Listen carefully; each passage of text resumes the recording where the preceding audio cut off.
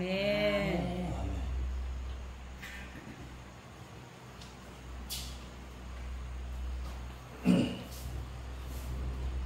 오늘 우리가 읽은 본문의 말씀을 가지고 아버지의 사랑과 기쁨 이렇게 제목을 붙여서 말씀을 전하도록 하겠습니다. 아버지의 재산 중에서 자기의 분깃을 받아서 그것을 정리해 가지고 먼 곳에 가서 탕진한 그 작은 아들이 그곳에서 굶주려 죽게 되자 자기 아버지의 집을 그리워하며 돌아왔습니다.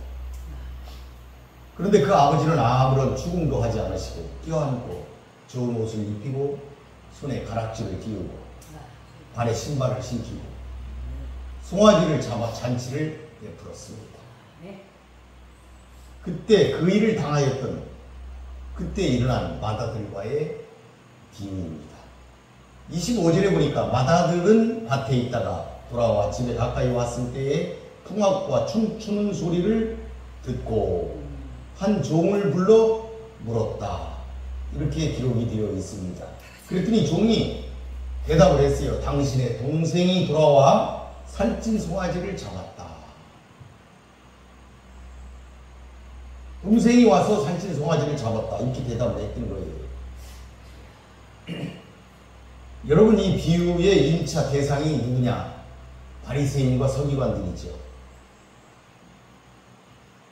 그 바리새인과 서기관들은 예수님이 십탁교제에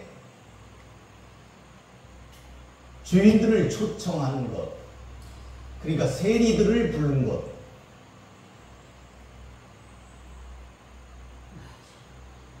자기들이 굉장히 천박하게 여기는 자들을 불러가지고 같이 식사하는 것을 그 진정한 이유를 그들은 몰랐습니다. 그래서 그들은 그곳에 함께 하지 않으려고 했던 것이죠. 지금 이 마다들과 같은 것이죠. 이 마다들이 동생이 돌아와서 일어난 그 잔치에 그가 모여했던 것, 그가 잔치에 참석하지 않는 그 심정과 같은 심정이 바리새인들과 서기관들이었다. 한 명이라도 주인이 하나님께 돌아오는 것이 얼마나 큰 기쁨인지 그들은 알지를 못했다. 그런 내용이죠. 그러니까 이 맏아들이, 작은 아들이 돌아오는 것이 아버지에게 얼마나 큰 기쁨이 되는지를 알지 못했다 하는 것을 지금 말하고 있는 것입니다. 그런데 한 가지 이상한 점이 있습니다. 그 아버지의 집에는 종들이 굉장히 많이 있는데 어떻게 해서 이 맏아들은 이 작은 아들이 돌아온 것, 그 기쁜 소식을 몰랐을까? 그가 밭에 있었다고는 하지만 어떻게 집에서 이렇게 큰일이, 좋은 일이 있는 것을 그 큰아들은 모르고 있었을까 하는 것입니다.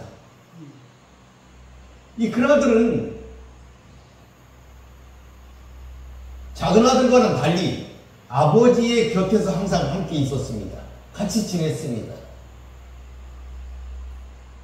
그런데도 불구하고 그가 아버지가 작은아들이 돌아와서 기뻐 잔치를 열었다는 사실을 몰랐다는 것은 아버지의 관계가 소원했다, 아버지와 교제가 드물었다 하는 것을 보여주는 장면입니다.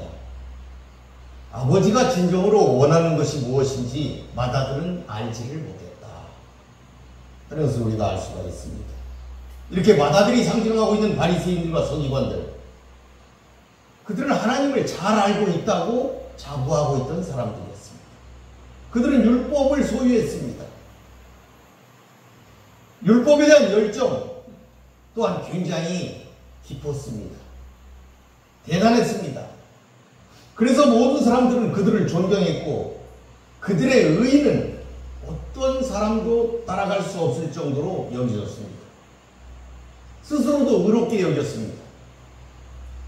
그러나 그들은 맏아들이 아버지의 마음을 잘 헤아리지 못하고 자신의 집에서 전개되고 있는 상황에 대해서 잘 알지 못했던 것처럼 그들 가운데 지금 무슨 일이 일어나고 있는지를 바리새인들과 서기관들은 모르고 있었던 것이죠. 이처럼 큰아들이 부모의 뜻을 잘 헤아리지 못하고 또한 집안에서 전개되고 있는 상황에 대해서 이해가 부족하였다 하는 점에서 볼 때 작은아들이 고백한 아들이라 일컬음을 감당하지 못하겠다 하는 그 표현은 작은아들이 아니라 오히려 큰아들이 그와 같은 입장이 되었다 하는 것을 우리가 헤아릴 수가 있는 것이죠. 그러니까 다시 말하면 바리새인들과 서기관들도 이제는 하나님의 자녀라고 일컬음을 감당치 못할 자가 되고 말았다. 아버지를 너무 몰랐다 하는 것이죠. 답답하게도 그들은 주인들을 구원하기를 기뻐하시는 하나님의 뜻을 분별하지 못했을 뿐만 아니라 그리스도의 오심으로 인해서 역동적으로 일어나고 있는 하나님의 나라, 그 하나님의 나라에 무슨 일이 일어나고 있는지를 알지도 못하는 영적으로 매우 무지한 자들이 되고 말았던 것입니다. 아버지에게 있어서는 작은아들, 그가 탕진해버린 모든 재산에도 불구하고 또한 그동안 그 아들로 인해서 겪었던 근심 걱정에도 불구하고 작은아들이 건강하게 돌아왔으며 건강하다는 그 사실 하나만으로도 너무나 큰 기쁨이 되었다는 것, 그것을 그들은 알지 못했다 하는 것이죠. 이 작은아들이 돌아온 것이 큰 기쁨이 되었다는 이 사실, 이걸 볼 때 이는 우리 인간이 죄로 인하여 너무나 더러워진 몸이지만 다시 회개하고 하나님께로 돌아온다면 그리고 건강한 영적 생명을 다시 회복한다면 단지 그것만으로도 하나님은 너무나 기뻐하심을 잘 보여주고 있다. 이렇게 말할 수가 있겠습니다. 이러한 믿음이 있으므로 비록 우리 죄가 주홍같이 붉을지라도 하나님께 나아갈 수가 있는 것입니다. 28절에 보니까 그가 노하여 들어가고자 하지 아니하거늘 아버지가 나와서 보냈다. 이렇게 말하고 있습니다. 아버지는 큰아들에게 잔치에 참여하라고 위로하고 설득하기도 하면서 계속 권하였던 것입니다. 형식적으로 한 번만 권한 것이 아닙니다. 여러분, 계속해서 반복적으로 권했습니다. 그러나 큰아들은 잔치를 한 번만 사양한 것이 아니라 들어가기를 끝까지 원하지 아니하였습니다. 그들의 완악함을 보여주는 장면입니다. 29절에 보니까 아버지께 대답하여 이르되 내가 여러 해 아버지를 섬겨 내게는 염소새끼라도 주어 내 벗으로 즐기게 하신 일이 없었다. 이렇게 아버지에게 항변했습니다. 내가 여러 해 아버지를 섬겼다. 큰아들은 자신에게 정당한 대우를 해주지 않는 데 대한 서운한 감정을 아버지께 노골적으로 표시하고 있습니다. 여기서 섬겼다는 건 뭡니까? 종처럼 아버지를 상전으로 여기고 섬겼다 하는 말입니다. 맏아들은 그것을 자신의 의로 지금 세우고 있는 거예요. 아버지를 섬기되 종처럼 섬겼다. 그걸 의로 그는 지금 주장하고 있습니다. 이 큰아들의 주장은 마치 바리새인들과 서기관들의 자랑과도 흡사합니다. 그들은 하나님의 율법을 얼마나 열심히 준수하는지 자주 나타내고 있습니다. 내세웁니다. 율법을 지키되 마치 종처럼 지킨 것입니다. 그래서 그들은 엄밀한 의미에서 하나님의 아들이 아니라 율법의 종이었습니다. 예수님은 이들의 종 같은 태도를 지적하셨습니다. 마치 종처럼 그 율법의 작부에 얽매여서 억압되어서 금식이나 안식일의 율법을 맹목적으로 따르는 그들의 잘못을 예수님은 종종 지적하신 것입니다. 이를 통해 궁극적으로 예수님은 법이 사람을 위해서 있는 것이지 사람이 법을 위해서 있는 것이 아니라는 것을 교훈하고자 하셨던 것입니다. 바리새인들과 서기관들은 마치 여기에서의 맏아들과 같이 율법이 진정으로 의미하는 것이 무엇인지를 그들은 알지 못했으므로 예수님의 이러한 교훈도 받아들이지를 못했던 것입니다. 그들은 예수님의 가르침을 도무지 이해할 수가 없었습니다. 율법을 문자적으로 지키는 데에만 급급했기 때문입니다.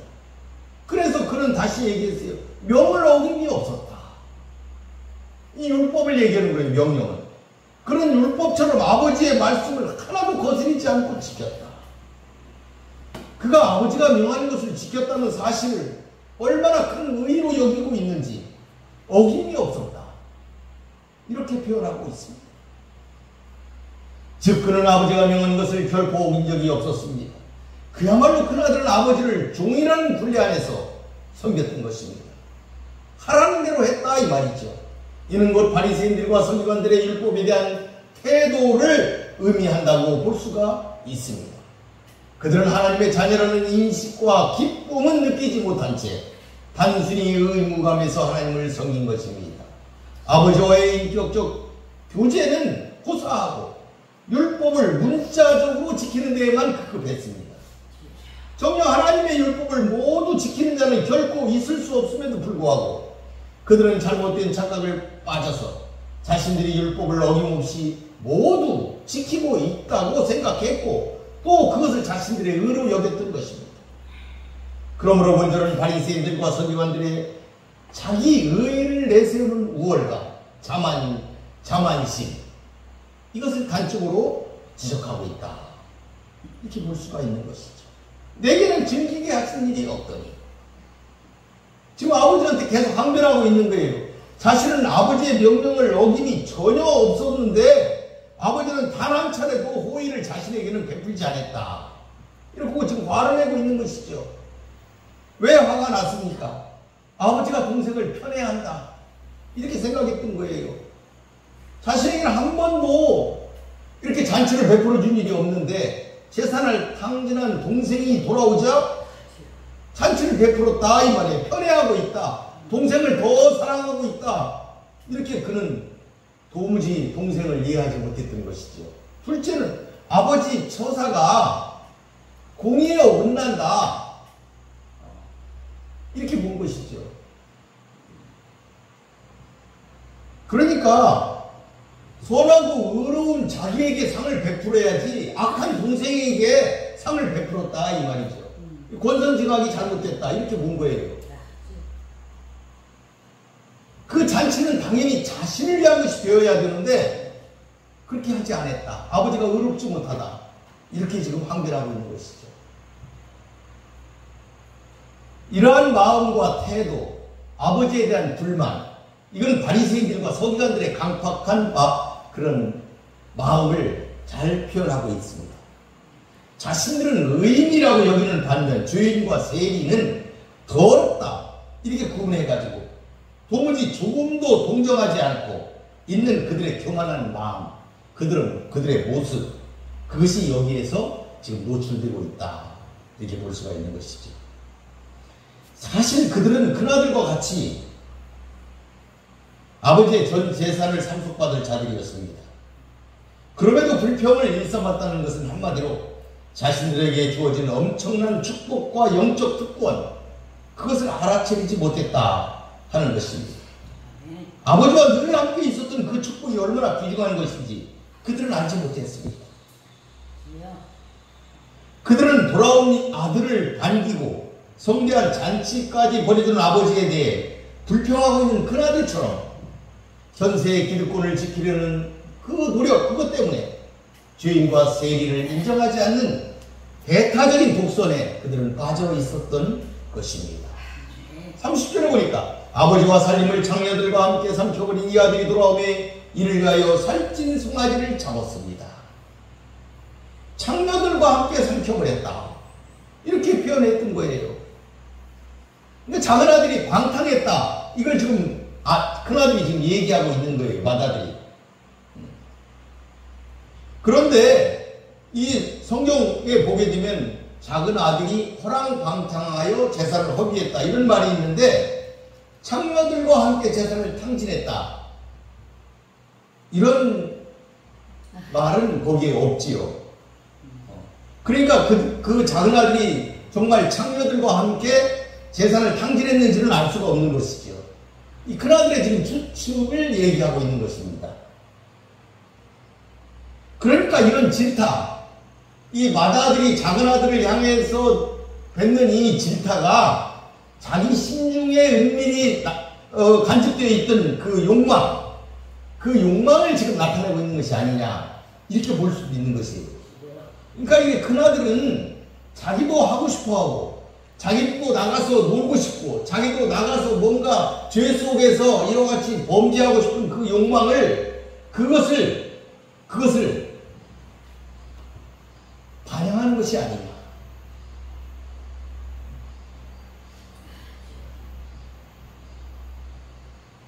그러니까 우리가 이 큰아들이 맏아들이 아버지의 말씀을 잘 지켰다. 섬겼다. 허락하는 걸 했다. 종처럼 섬겼다. 이 말 속에 자주적으로 주체적으로 기쁨을 가지고 아들처럼 그렇게 살지를 못한 그 끌려다니면서 살다 보니까 종처럼 살게 되었고 어떤 그런 욕망을 누르면서 살게 된 그와 같은 죄성을 지금 표현하고 있는 것이 아니냐 이렇게 우리가 볼 수가 있는 것이죠. 이 아들이 돌아오매 이 원문에는 당신의 이 아들 이렇게 되어 있습니다. 당신의 이 아들이 돌아오매 그러니까 동생에 대한 형의 이 경멸과 적대감을 아주 강조적으로 표현하는 그런 단어라고 볼 수 있습니다. 그러니까 이 큰아들은 자신의 동생을 동생이라고 부르기를 거절한 것이죠. 단지 아버지의 아들이다. 그런 의미로만 동생을 불렀던 것입니다. 그러나 아버지는 달랐습니다. 살아 돌아온 작은 아들을 향해서 이 내 아들 또 같은 맥락에서 맏아들의 이런 삐뚤어진 그런 마음을 보고서 이 내 동생 이렇게 표현해서 그의 잘못된 심성을 바로잡아줬다. 그런 것을 볼 수가 있습니다. 아버지가 달랐다. 아버지는 이 내 아들, 이 내 동생 이렇게 표현을 했다. 그런데 큰아들은 당신의 이 아들 이렇게 표현을 한 그런 차이점을 가지고 있다. 이렇게 볼 수가 있는 것이죠. 그런 의미에서 본절은 바리새인들과 서기관들이 세리와 주인들을 그들 가운데로 받아들일 수 없다고 보고 거부한 것과 같은 맥락이 있는 것입니다. 자기와 상관없는 자들로 그들은 보고 있었다. 그런 것을 우리가 알 수가 있는 것이죠. 세리와 주인들을 자신들 가운데로 영접한다는 것은 곧 자신들도 그들처럼 더러운 죄인들이 된다는 것을 의미한다고 그들은 생각했기 때문에 그들은 그렇게 동생을 대했던 것이죠. 그런데 예수님은 그들이 그렇게 인정하지 않으려 하였던 세리와 죄인들을 마치 집 나갔다 돌아온 동생처럼 그렇게 예수님은 받아들이셨다 하는 것을 우리가 알 수가 있습니다. 31절에 보니까 아버지가 이렇게 너는 항상 나와 함께 있으니 내 것이 다 네 것이다. 이렇게 아버지가 얘기를 했어요. 이렇게 아들을 불렀다 이 말이에요. 큰아들이 이렇게 자애로운 어조로 애정을 담아서 부르는 것. 큰아들이 아버지를 부르는 것과 굉장히 대조적이죠. 29절에서 우리가 다시 보게 되면은 아버지를 부를 때 보세요. 이렇게 아버지를 불렀어요. 아버지!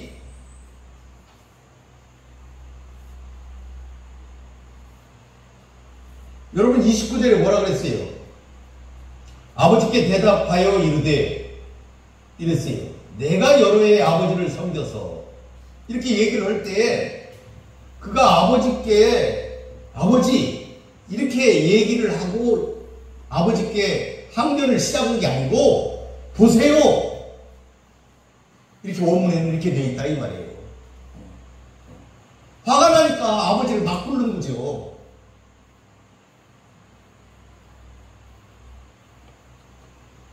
여러분 화가 나도 말을 조심해야 돼요. 막 부르면 안 돼요. 아버지는.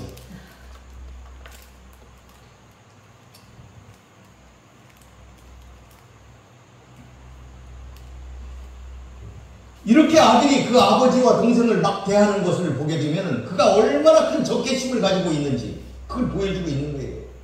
그러니까 왜 이런 적개심을 가지고 있냐?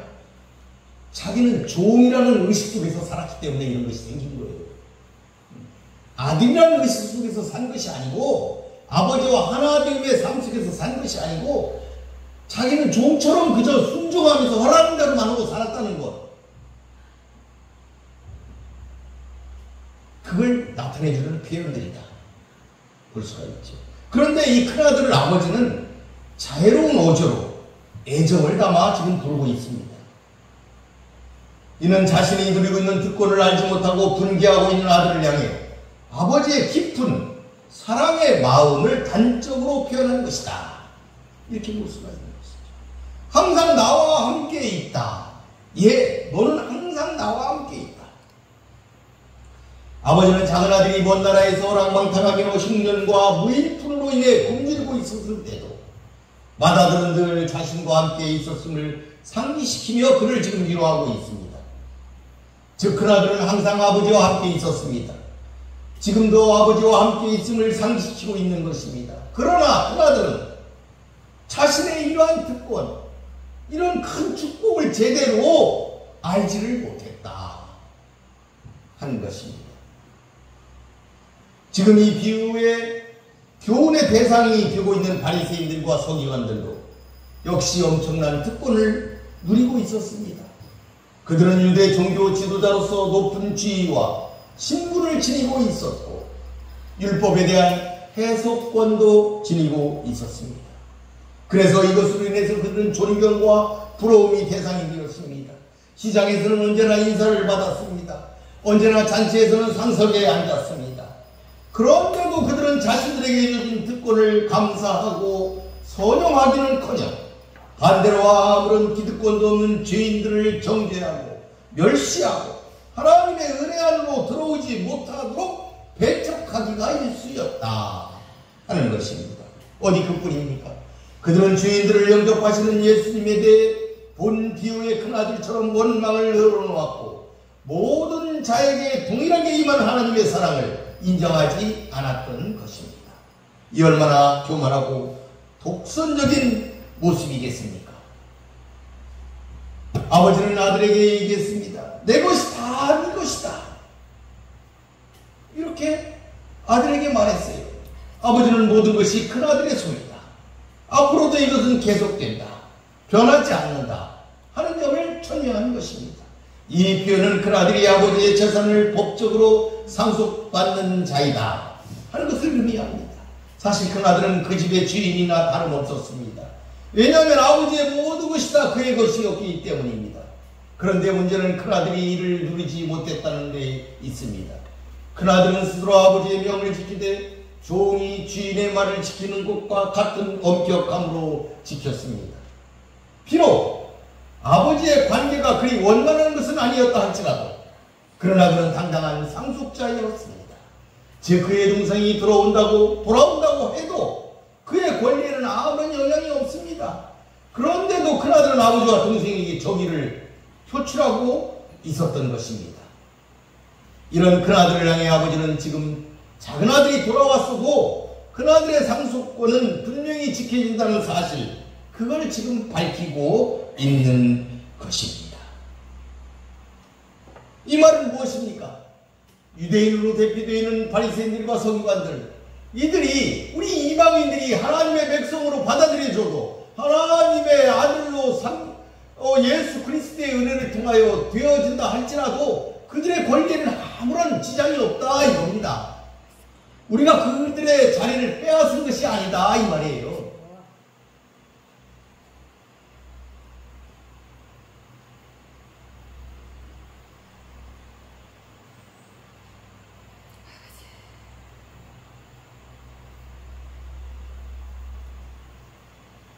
(32절은) 이는 내 동생이 죽었다가 살아났으며 내가 잃었다가 얻었기로 우리가 즐거워하고 기뻐하는 것이 마땅하다 하니라.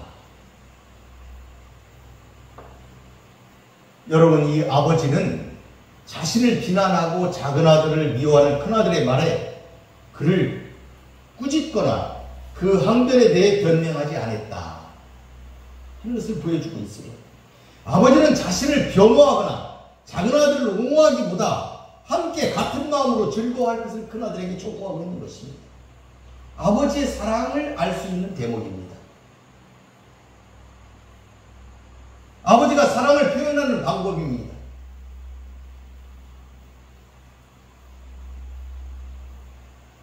이 대목에서 우리는 아버지가 그 두 아들을 어떻게 훈계하고 어떻게 가르치는지 이걸 우리가 배울 수가 있습니다.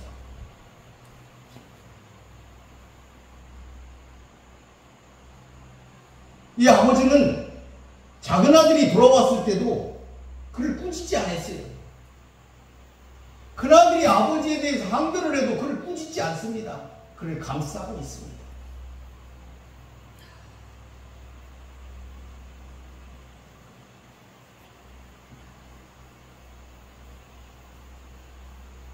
그래서 이 본절은 작은아들이 돌아와서 잔치를 베푼 것에 대한 변명을 생략하고 대신 반드시 환호하고 기뻐해야만 한다 하는 그 필연성, 그 긴급성, 그것만을 지금 우리에게 전달해주고 있는 것이죠. 아버지의 이 말씀 속에서 다시 한번 잃었다가 다시 찾은 아들에 대한 아버지의 기쁨의 심정을 우리가 볼 수가 있는 것입니다. 아버지가 얼마나 기뻐하는지 우리가 알 수가 있는 것이죠. 이 아들이 죽었다가 다시 살아왔다. 이렇게 기뻐하고 있는 것이죠. 이러한 이 32절 이 본절은 잃어버린 아들, 우리가 읽은 이 탕자의 비유의 결론이면서도 잃어버린 동전, 잃어버린 양 비유의 총 결론이기도 합니다. 이 32절이 이 세 가지 비유의 총 결론을 말하고 있는 것입니다. 한 영혼이 돌아오는 사건은 사건 중에 사건이요, 어떤 토론이나 어떤 논쟁보다도 훨씬 중요한 것입니다. 한 영혼이 회개하고 돌아오는 것은 하나님께 무한한 기쁨이 된다는 사실을 바리새인들과 서기관들은 기억해야만 할 것입니다. 우리 모두도 이것을 기억해야 하는 것입니다. 그렇게 볼 때 세리와 죄인들이 예수님께 나온 것에 대해서 원망했던 그들의 행위는 명백히 잘못된 것이었다, 이렇게 말할 수가 있는 것이죠. 그들은 집 나갔다가 돌아온 작은 아들을 위해 잔치를 베푼 아버지의 심정으로 세리와 죄인들을 영접해야만 했던 것입니다. 그들은 반드시 기쁨으로 환호하고 빨리 그들을 영접해야만 했습니다. 즉 본절은 바리새인들과 서기관들이 죄인들과 세리들에 대한 잘못된 관점을 정확하게 지적하고 있는 것입니다. 이제 말씀을 마무리하겠습니다. 오늘 말씀은 아버지와 두 아들에 대한 비유의 말씀입니다. 맏아들은 아버지가 동생이 돌아오는 것을 기뻐하며 잔치를 배설한 것에 대해 분노했습니다. 이러한 맏아들의 모습은 집을 나간 둘째 아들이 탕자였던 것과 같이 아버지의 곁에 있으면서 아버지를 떠난, 아버지를 모르는 또 다른 탕자의 모습이다, 이렇게 볼 수가 있습니다. 맏아들로 상징되는 유대인들은 이런 하나님의 사랑을 인정하지 않았습니다. 즉 회개했다고 죄인들을 받아들여야 한다는 예수님을 이해할 수 없었습니다. 그들은 아버지 하나님의 사랑을 알지 못했습니다. 아버지가 무엇을 기뻐하시는지도 그들은 알지 못했습니다. 그래서 예수님은 이 비유를 통해서 하나님께서 원하시는 것, 그것이 무엇인가, 신앙의 열림인가, 선민의 혈통인가 하는 것을 그들에게 말씀하신 것입니다. 그것이 아니다, 진심으로 하나님 앞에 자매하고 죄악에서 돌이키는 모습, 그것이다, 그것을 기뻐하신다 하는 것을 강조하시는 말씀이라고 볼 수 있습니다. 다음으로 하나님은 돌아온 작은 아들의 허물을 꾸짖지 않으시고 그냥 안으시고 용서하시며 잔치까지 베푸셨다. 32절에 이 내 동생은 죽었다가 살아났고 잃었다가 얻었기로 우리가 즐거워하고 기뻐하는 것이 마땅하다 하면서 꾸짖지를 않으셨다, 이 말이에요. 그나들의 비틀어진 마음과 허물에도 꾸짖지 않으셨습니다. 달래시고 함께 기뻐하자고만 하셨습니다. 아버지는 어떤 아들도 꾸짖지 않으셨습니다. 감싸 안으셨을 뿐입니다. 아버지는 이런 분이십니다. 이것이 아버지가 사랑하시는 방법입니다. 우리도 배웁시다. 그래서 이렇게 사랑합시다. 여기서 우리가 알아야 할 것은 주님께서는 이 비유를 세리와 죄인들을 영접한다고 자신을 비난하는 바리새인들, 서기관들을 향하여 들려주셨다는 것입니다. 여기서 맏아들은 죄인들을 영접하고 그들과 기어드는 그리스도의 태도를 원망하는 바리새인들과 같습니다. 그들은 아버지의 간절한 소망과 뜻에 불순종했습니다. 그는 자기가 최선을 다하여 아버지를 섬겨노라고 자부했습니다. 그러나 그는 아버지가 가장 바라는 작은 아들을 찾는 일에는 불순종한 것입니다. 아버지가 나와 잔치에 참여하라고 권해도 순종치 않았습니다. 자신들이 만든 인본주의적인 규례들은 철저히 지키면서도 정작 그리스도를 보내어 죄인들을 구원하시려는 하나님의 뜻에는 불순종하고 대적하며 회방하는 모습을 보였습니다. 그들은 하나님의 가장 큰 뜻에 불순종하는 자들이 되고 말았습니다. 이스라엘 사람들은 장남처럼 수천 년 동안 하나님이 그들과 함께하는 특권을 누렸고 하나님의 선민이 되어 하나님과 교제하는 특권을 누렸습니다. 하나님이 거룩한 율법도 주시고 구세주 그리스도 그분을 그들 가운데 나게 하셨습니다. 이런 특권을 주신 것은 그들로 하나님의 제사장 나라가 되어 이방 죄인들을 하나님께 돌아오게 하는 의무를 시행토록 하기 위함이었습니다. 그럼에도 이스라엘 종교지도자들은 이 특권과 의무에 최선을 다하지 않았습니다. 아니 외면했습니다. 백성들의 마음을 하나님께 향하도록 만들어야 하는 의무가 있었음에도 불구하고 그보다는 정죄하고 죄인들로 낙인치고 공동체에서 쫓아내기에 바빴습니다. 이방인들에게 하나님과 율법을 전해야 했음에도 할례받지 않은 자와 같이 식사도 하지 않는 그런 죄를 짓고 말았습니다. 그들이 하나님의 뜻을 몰랐기 때문입니다. 다 안다고, 다 지켰다고, 그래서 제일 의롭다고 생각했지만 하나님은 그들을 몰랐습니다. 그들이 하나님을 모르기에 하나님도 그들을 모른다고 하실 것입니다. 13장 27절에 보니까 그가 너희에게 말하이르되 나는 너희가 어디에서 왔는지 알지 못하노라. 해가 가는 모든 자들아 나를 떠나가라 하리라. 그러므로 훗날 이렇게 될 수 있다는 점을 그들은 두려워해야 하는 것입니다. 우리는 본문의 대상이 바리새인들과 서기관들이라는 점을 새겨야 합니다. 여러분 잘 믿고 있습니까? 늘 경계하며 삽시다. 먼저 된 자가 나중되고 나중된 자가 먼저 될 수 있다고 예수님이 말씀하셨습니다. 구원받았다고 다 안다고 자랑하다가 큰 코 다칠 수 있습니다. 심판주는 내가 아니고 그리스도이시기 때문입니다. 여러분 하나님이 기뻐하시는 삶을 삽시다. 잔칫날 함께 기뻐합시다. 마치겠습니다. 고맙고 감사하신 아버지 하나님, 오늘 탕자의 비유를 통하여 하나님의 사랑과 기쁨에 대해서 우리가 말씀을 나누었습니다. 마다들은 그가 하나님을 다 알고 있다고 착각했지만 하나님이 무엇을 제일 기뻐하는지, 무엇을 원하시는지 그는 알지 못하고 하나님께 멀어져만 갔습니다. 우리의 삶 속에서도 이처럼 자만하다가 귀한 것을 놓치는 일이 없게 하여 주시옵소서. 하나님의 진정한 사랑과 기쁨을 우리가 느끼며 풍성하게 소유하며 살다가 하나님이 베푸는 잔치에 흰옷을 입고 참여하는 사랑하는 성도들이 되게 하여 주시옵소서. 예수님의 이름으로 기도 올리나이다.